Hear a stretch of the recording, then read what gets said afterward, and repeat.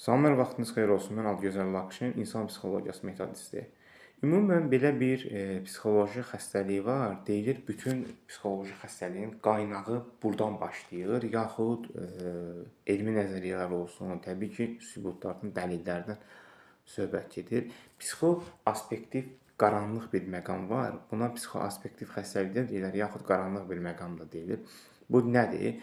İnsanda heç bir xəstəlik olmadığı təqdirdə bütöv xəstəliklərin daxilində daima cəmləşmiş hiss edir. Obsession olsun, yaxud şizofreniya olsun, bipolyar olsun, daha geniş qlobal yayılan psixoakustik qarabasmalar və s.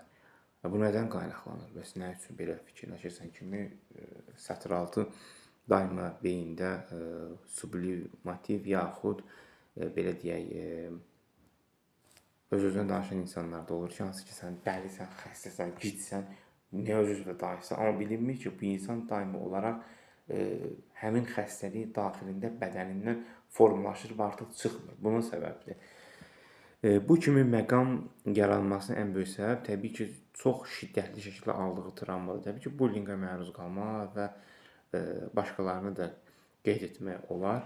Amma bir şey olmaz ki, heç zaman əgər sən xəstəsənsə, bu travmatik yoldan belə deyək, bütöv bipolyar olsun və ya bundan əlavə dediyimiz kimi şizofreniya olsun, bunlara qismən də yoluxmusansa, çalış sən özünə qapanıqlığı birinci aradan qaldır.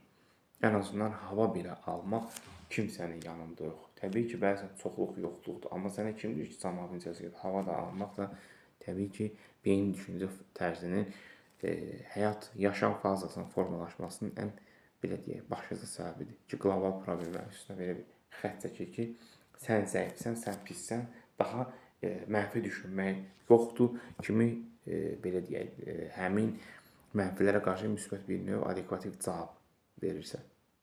Seanslarımız əyani və onlayn şəkildə həyata keçirilir. Qoşulmaq istəyənlər şəxsi mesaj verməsi məlumat verə bilər.